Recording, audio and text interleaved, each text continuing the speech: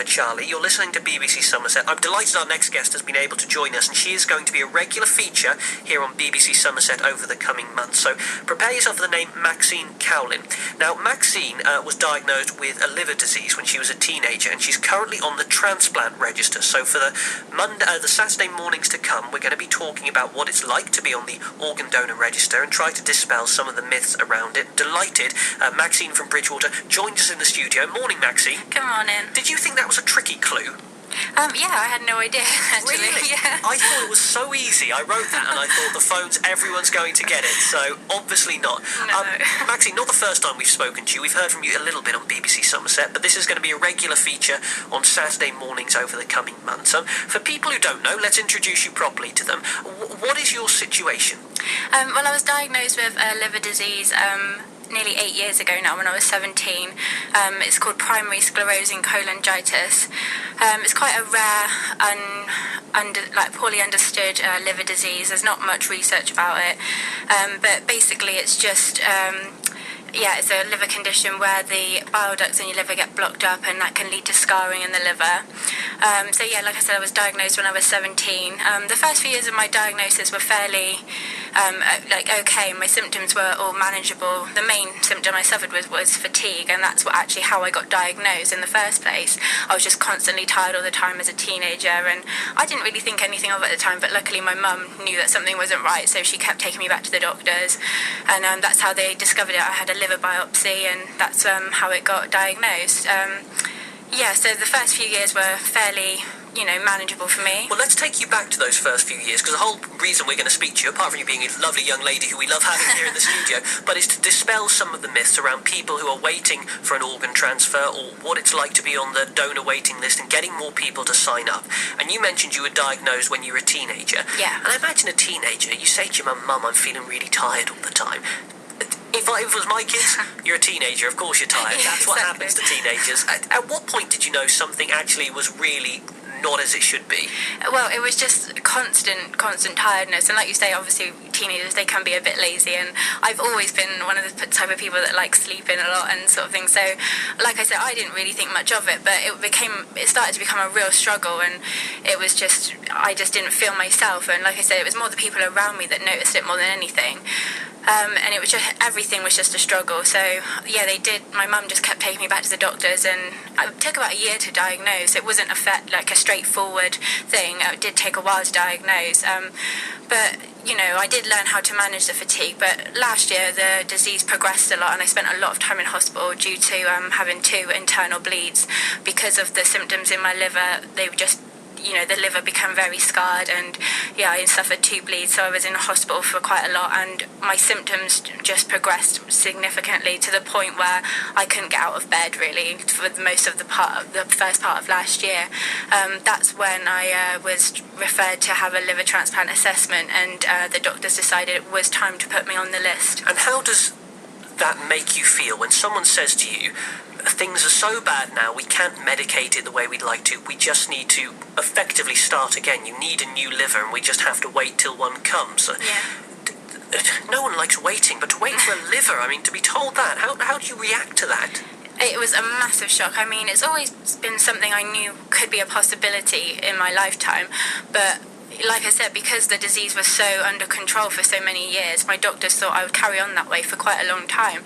But primary sclerosing cholangitis is very unpredictable, and everybody that has it suffers different symptoms, and it can, some people can live with it for 20 years and it can have no impact really on their life at all. They'll be tired and they'll have a few symptoms, but they can manage and they can get on with their lives, and that's what I thought was going to happen to me. And then when this happened last year, it was just a complete shock, and when I was told, we need to start thinking now about how we can solve things, and the only really option left is to, think about transplant. It was just a massive shock, and I thought at the age of 24, I never ever thought that I'd be having to face that. And for our listeners as well, obviously, you were waiting for a liver. We will have listeners I know out there who are waiting for a liver transplant as well. They'll be waiting for a lung transplant, potentially for a heart transplant as well. Yeah. I'm trying to think back to times I've waited anxiously for something. You think, which university am I going to get into? Has the house sale gone through? how do you stop yourself checking your, without sounding stupid, waiting for that phone call and living a normal life? Yeah, it can be very difficult. I mean, when I was put on the list, I've been on the list for a year today, actually. I was put on the list this time last year, and they tell you that for my blood group, which is blood group O, which is the most common blood group, it's the longest waiting time. So the average waiting time is anything between 18 and 24 months. So you have to kind of have in the back of your mind, okay, have that time scale in your mind, but it can happen at any time. It can happen before that, it can happen after that. You just don't know, and you just have to kind of take every day as it comes. It is really difficult because my life is somewhat on hold at the moment. I can't make any plans, I can't travel too far, I can't, with my symptoms as well, it's hard to lead a normal life. And as a 25-year-old, that's not something that's ideal or something anybody wants to be going through. But it's just really important to take each day as it comes. But the main thing for me is just knowing that I could be waiting for another year, and the longer you're waiting for a transplant, the longer, the higher the risk becomes of having something go wrong where you're no longer eligible for transplant, and that's the scariest thing. One of the things we're talking to you about as well is I'm an organ donor. I've signed up, I've ticked the boxes, and for me it's no big deal. But there are some people who have certain foibles who are just, they can't bring themselves to tick the box. Now, next week on Monday we kick off National Transplant Week. Yeah. From your point of view, I imagine you'll be saying to everyone out there, please sign up to be an organ donor. You don't even need to explain why it's so important to you, do you, really? No, I'm very passionate about getting the word out there, and probably annoy quite a lot of people on social media with how much I promote it, but it's just so important. And I think it's one of those things that if you're not affected by it, you don't know anybody that's affected by it, you don't really think about it. It's something that's not talked about openly. It's something that's quite a taboo subject, and that's what I want to change. Why do you think it is taboo? Because from my own personal viewpoint, I've never once I'm gone, and they can have whatever they want. But I know I feel that way. Other people might not feel that way. When you meet and you speak to people who say, I'm not signed up and here are my reasons, how do you, as someone who needs a liver, how do you keep your cool with that? Because I don't know if I could. Yeah, it can be difficult, but everybody has their own views and opinions on things, but I think the main issue is that people just don't think about it, and it's something that people don't get around to doing.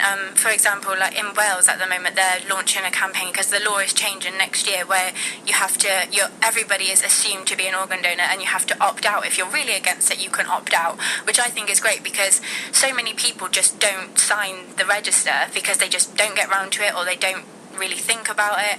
But if the law was the fact that you were an organ donor, assumed an organ donor, and then you're really against it, you could just opt out, I think that would be so much better because, like I said, I think people just tend to forget about it. But, some people do have a real issue. I think people don't like thinking about their own, mortality. Oh, mortality, absolutely.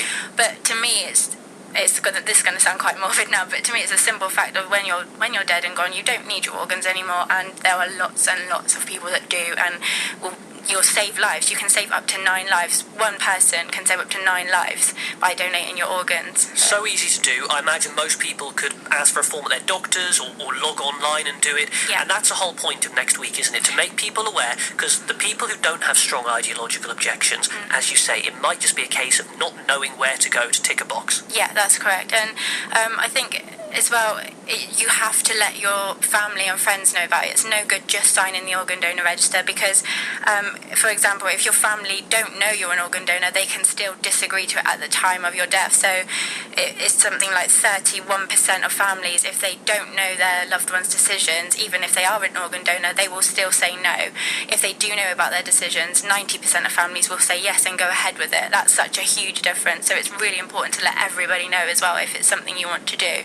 So yeah, you can, especially this week as well, if it's something you've been thinking about for a while and you think, I do want to be an organ donor, I think it's important, you can log on to transplantweek.co.uk and you can register on there and just make sure you let everybody know. Just if you think it's important to let other people know that as well. Transplantweek.co.uk is where you need to go. Obviously, as well, Maxine, we should say you're going to come in and keep us updated over the coming months, but you also blog, so if people want more regular contact with you, they can find your presence online as well, can't they? Yeah, that's right. I'm trying to blog as much as I can. It is difficult sometimes, but yeah, I'm trying to keep it update and just let people know, what it is like waiting. And I try to be really honest in my writing and just let people know exactly what day-to-day life is for me. So yeah, you can check that out if you just Google "waiting for a liver" WordPress. It's the first link that comes up. Well, Maxine, we thank you for coming in, and obviously Maxine will be a regular voice on BBC Somerset over the course of the next few months. Maxine Cowlin from Bridgewater, waiting for a liver transplant. You can visit her blog online, you can search for it, and National Transplant Week is next week. And if you have thought about becoming an organ donor, or maybe you haven't, you just didn't know the way to do it, then make sure you sign a leaflet, go to your doctor, just find out how you can do it, and make sure you do it. Maxine,